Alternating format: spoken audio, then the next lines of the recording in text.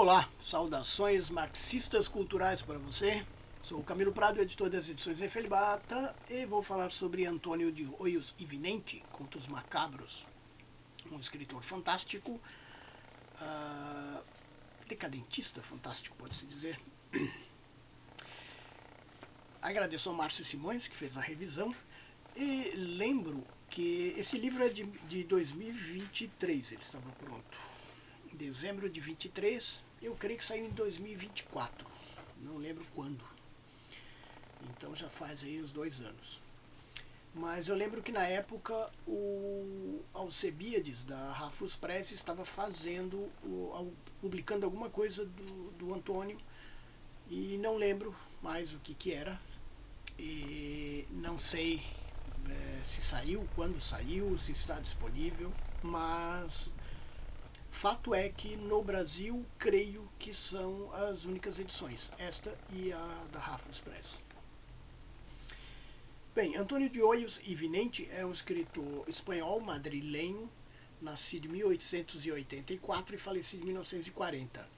Ele era da aristocracia madrilenha, mas ele tinha um contato com o pessoal do povo, com operários, com artistas os mais loucos que você possa imaginar da época, princípios do século XX. Ele começa a publicar já no século XX, 1905, 1903, alguma coisa por aí que ele começa a publicar. Publica romances, a princípio os personagens são da aristocracia, depois ele vai modificando, passa a ter uma grande influência do decadentismo francês, principalmente de Jean Laurent, e influência de Villiers de L'Isle Adam, Baudelaire, Edgar Allan Poe, enfim. Ele está nessa linha aí, decadentista, mórbida, grotesca, fantástica, de terror. E a partir de... Então ele escreve romances, novelas, contos, peças de teatro.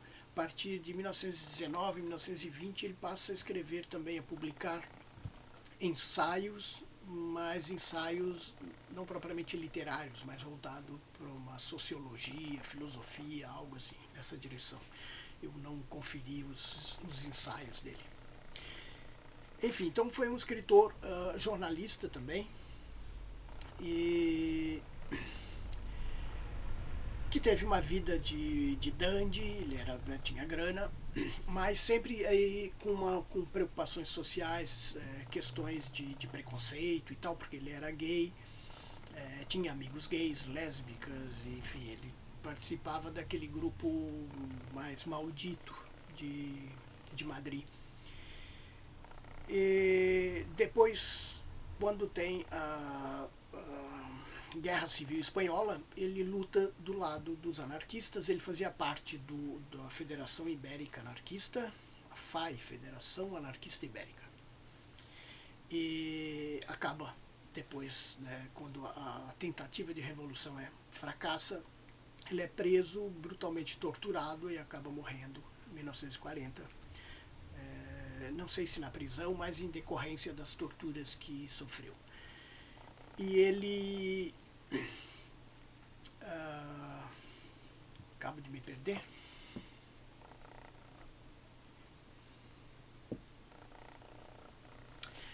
Ele tinha essas várias conexões sociais, desde a aristocracia até os anarquistas, o submundo, provavelmente também o mundo ali das drogas, de sexo, e tudo isso acaba refletindo dentro da literatura dele. Nesse caso aqui, o livro é de 1916, eu fiz uma seleção de um livro intitulado Los Cascaveles de Madama Loucura. Seria algo como os guizos da Senhora Loucura. Eu tirei 14 contos daí, o que dá mais ou menos 60% a 70% do livro original. No livro original tem algumas histórias um pouco longas, enfadonhas, então eu acabei fazendo uma seleção. De modo que o livro aqui, com 14 contos, ele ficou da mesma espessura do livro do Marcel Schob, A Cidade Adormecida e Outros Contos. e do livro do Villiers, Flores Fúnebres e Outros Contos. Então, é um livro da mesma espessura, 144 páginas. Bem, sobre os contos, falando rapidamente sobre eles, creio que já disse tudo sobre. Bom, ele era influenciado pelo Jean Loran, muito influenciado pelo Jean Loran nessa época aqui. Então, os contos têm muito do clima de Jean Loran. Personagens meio estranhos, drogas, e nesse caso, muito flanadores noturnos. A ideia do flaner que vem de Baudelaire, e o flanador é uma figura, é uma espécie de passeador urbano. Os personagens do Antônio de Hoyos e Vinente, eles são passeadores noturnos nesse caso. São flaner ou flanadores noturnos. E a boa parte das histórias aqui se passa em Madrid, com exceção da primeira, que é um conto que se intitula Uma Noite sob o Terror. O terror é um período histórico francês pós-Revolução Francesa, quando degola-se a cabeça de qualquer um. Por isso a sociedade francesa ficou muito assustada, porque várias pessoas estavam perdendo a cabeça sem motivo. De modo que os historiadores apelidaram esse período de o terror. E no conto aqui é um personagem que está em Paris, que ele vai fazer tratamento de saúde na Suíça, ele tem problema de nervos, só que tem uma guerra e não tem trem, então ele fica preso em Paris, no hotel. Ele sai a passear à noite, porque não tem turista à noite, e acaba ficando obcecado por um prédio que é, na época, lá na atualidade da história, é um museu da Revolução Francesa. Então ele passa ali uma noite nesse terror. Tem uma espécie de uma evocação ao passado. Tem uma construção muito interessante esse conto. O título é perfeito, Uma Noite sobre o Terror. Um final assim bem sarcástico, de humor negro talvez, enfim. Uma Aventura de Amor é uma história curta de um personagem que sai numa noite de carnaval, põe a mão no bolso do casaco e tem uma carta que ninguém entregou para ele, e que é de uma mulher que quer se encontrar com ele em determinada rua próximo do necrotério. Gente morta tá cheia aqui, tá? Por isso contos macabros, e por isso essa imagem do Otto Dierks, que é um pintor expressionista alemão. A Mão da Morta é um conto bem curtinho, não é dos melhores, mas ele é um conto fantasmal, assim, espiritista talvez. A Careta do Mistério é um conto mais desenvolvido, o personagem num teatro, no intervalo do teatro ele conta uma história lá para os amigos, tem a ver com uma mulher, tem a ver com morta, tem a ver com a sessão espírita, tem a ver com carta, então as coisas aí meio que se repetem, mas um conto muito bem construído. Depois, Um Cadáver Não Identificado, esse ele junta dois fatos, um crime não resolvido e um personagem que vai dormir num quarto de uma pousada, de um hotel, um albergue suburbano, e, enfim, noturno também o conto, né? O Homem de Prata, esse é um conto antológico, aliás, o primeiro conto que eu li do Antônio de Hoyos e Vinente foi este, e justamente numa antologia de contos espanhóis.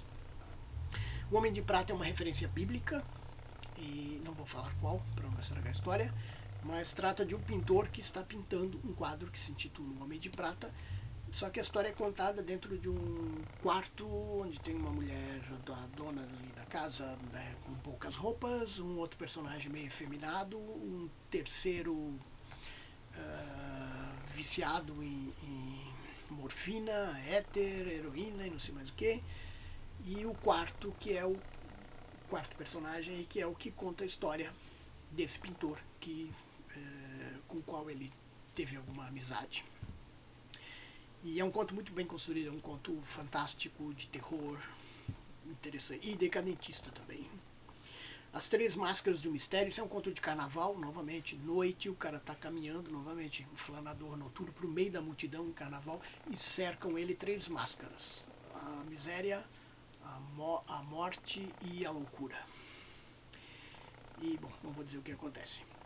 Os Olhos de Lady Rebecca, esse aqui é um conto bastante romântico, bastante meloso assim, no início, e o final ele é grotesco e enfim. Como Álvaro se suicidou. Este conto também é muito bom e é muito é um conto cruel, posso dizer que é um conto cruel, bem o estilo do Villiers, assim, bem terrível. O Hipnotizador é um chinês que num anfiteatro ele hipnotiza lá o público. É um conto que talvez seja o conto aqui não macabro da história.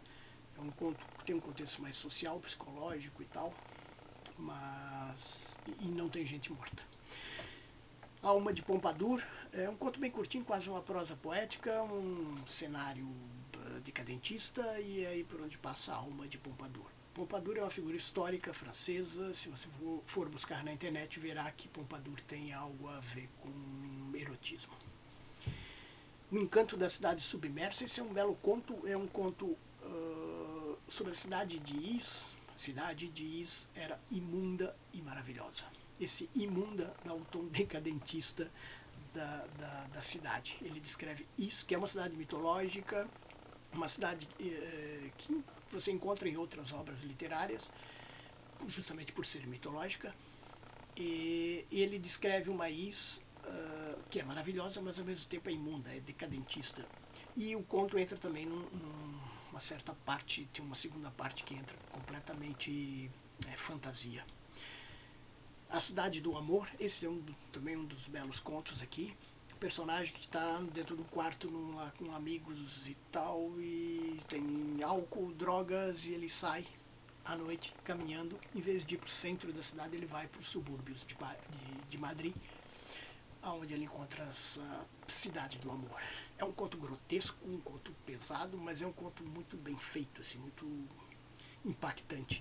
E por fim, quase uma prosa poética, Um Amor de Além Túmulo, que é um conto bastante com inspiração de Edgar Allan Poe, um personagem que vai trocar de túmulo, fazer novos túmulos para o pai, a mãe, a irmã e a sua amada. Então ele vai desenterrar seus mortos. Então é isso. Antônio de Hoyos e Vinente, Contos Macabros. A música é uma regravação, um cover, como se diz, né?